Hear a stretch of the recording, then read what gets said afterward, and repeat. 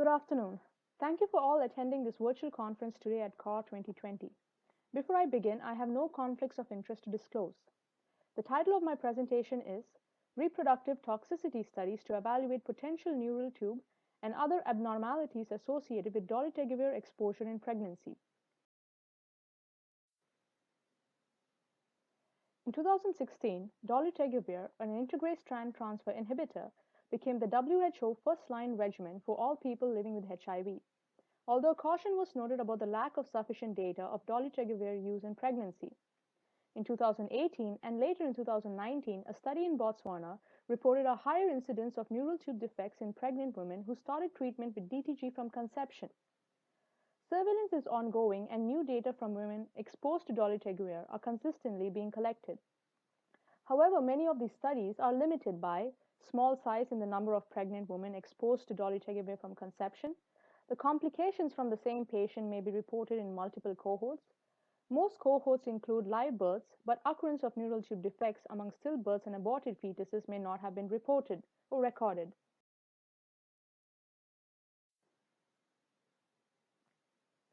Although dolutegravir is shown to be safe, well tolerated, and an effective treatment for HIV, its safety in pregnancy is not well established, and additional studies are warranted. The combination regimen of dolutegravir plus tenofovir emtricitabine, or TDF-FTC, is a commonly used regimen globally, including in pregnancy. Animal studies, including reproductive toxicity studies, are part of the regulatory process of new drug approvals. Regulatory agencies generally require toxicity studies, including reproductive and fetotoxicity studies in 2 or more animal species. Reproductive toxicity studies for dolutegravir were conducted on rats and rabbits, and while some defects were reported, these were not deemed to be dolutegravir related. As is customary, these studies were performed with doses of dolutegravir yielding higher than clinically relevant plasma levels, and dolutegravir was not administered throughout the entire pregnancy but only for specific windows representing specific reproductive aspects. Also, dolutegravir was not administered as part of a combination regimen. We believe these studies are not sufficient to predict whether dolutegravir lacks teratogenic effects. As such, we chose to perform fetotoxicity studies in C57 Black 6 mice treated dolutegravir in combination with TDF-FTC from the time of conception, at doses yielding plasma levels similar to those seen in pregnant women. C57 Black 6 mice are resistant to neural tube defects and serve as a background stain for many of the mutants associated with neural tube defects. We hypothesized that perinatal dolutegravir plus tenofovir emtricitabine exposure may impact on fetal development and may be associated with higher rates of neural tube defects and other congenital anomalies.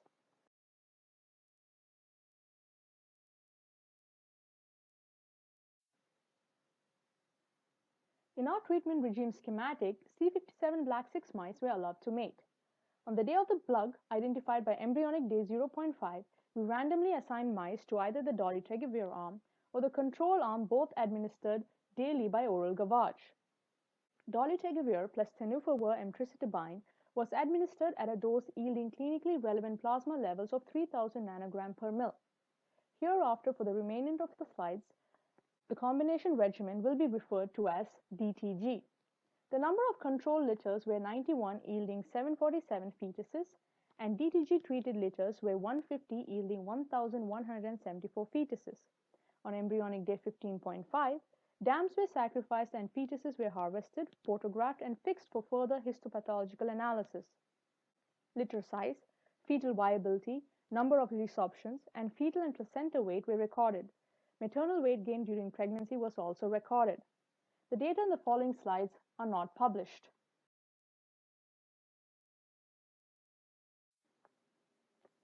In respect to the pregnancy outcomes of this study, we found no differences in the viability rate, non-viable rates, and resorption rates.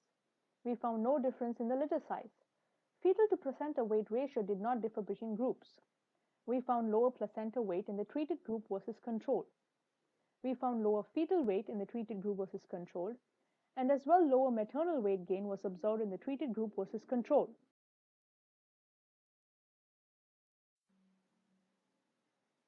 Each fetus was evaluated for gross anomalies by reviewers blinded to treatment allocation. We looked for anomalies in the brain, neural tube, abdomen, craniofacial, eye, limb defects, skin, tail, and body symmetry. We also scored fetus for bleeding and vascular defects, edema, liver size, and growth retardation.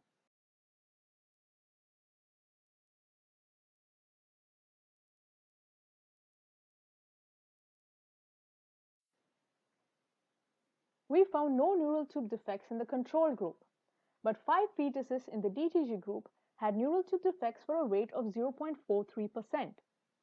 Each fetus with a neural tube defect was from a different litter, giving us a litter rate for neural tube defects of 3.3% and an odds ratio of 6.92. The first fetus was non-viable and displayed exencephaly with an amount of protruding brain tissue and absence of top skull. It was growth retarded, hemorrhagic, and had a kinked tail. The second fetus was non-viable, demonstrated exencephaly and holoprosencephaly, where the forebrain fails to develop into two hemispheres. It displayed bilateral anophthalmia and mandibular aplasia. The third fetus was as well non-viable, growth retarded, and displayed forebrain angenesis as seen in anencephaly. Forebrain angenesis occurs when the rostral head region end of the neural tube fails to close. The last two fetuses were viable and both displayed spinal bifida, which was further confirmed by histopathological analysis by H&E staining.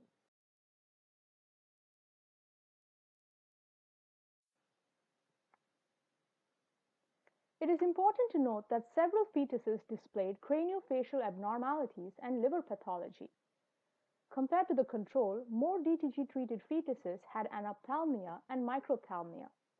Anophthalmia is the completed absence of an eye and the ocular tissue is missing from the orbit, while with microphthalmia, the ocular tissue is present but is abnormally small.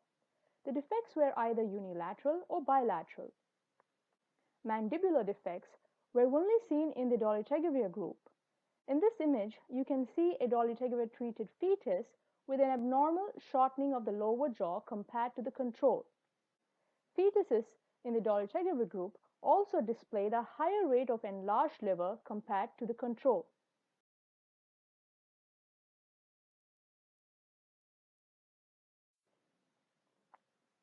Additionally, we found that many fetuses displayed vascular defects, and these were significantly more common in the DTG arm. We observed fetuses that had severe edema and vascular bleeds displaying a petechia-like pattern. Fetuses were also hemorrhagic, and some fetuses displayed cranial and spinal bleeding patterns. Histopathological analysis using H&E staining showed that some fetuses with edema had a distension of the back with evidence of vascular fragility and vascular leakage in the extracellular matrix. Accordingly, fetuses in the DTG arm were also more likely to display severe hemorrhage in the pericardial and abdominal cavity compared to the control fetuses. These data suggest that treatment to DTG may predispose fetuses to defects related to vascular instability.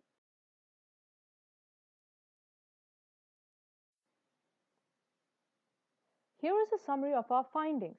Overall, fetal anomalies were significantly more common in the DTG-treated group compared to the control. Neural tube defects and mandible defects, both considered major anomalies, were higher in the DTG group compared to the control, although they did not quite reach significance because of the low incidence of these defects. Our rate of neural tube defects in the DTG group was 0.43%, which is comparable to the 0.3% rate of neural tube defects in women receiving DTG-based antiretroviral therapy from conception that was reported in the Botswana study.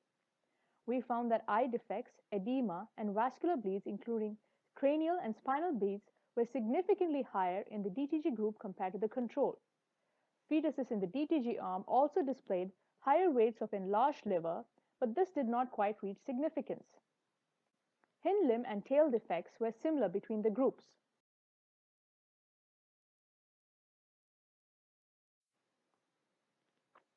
In summary, our data suggests that fetal anomalies are more common in fetuses exposed to clinically relevant doses of DTG, supporting a link between DTG use in pregnancy and adverse fetal outcomes. Neural tube defects were rare but more frequent in the DTG-treated group compared to the control. We are currently investigating the pathophysiology of edema formation and its potential link to petechia and hemorrhagic-like vasculopathy. In this experiment, all mice received a folate-sufficient diet. We are currently investigating the rate of neural tube defects and other congenital anomalies following DTG exposure from conception in the context of folate deficiency.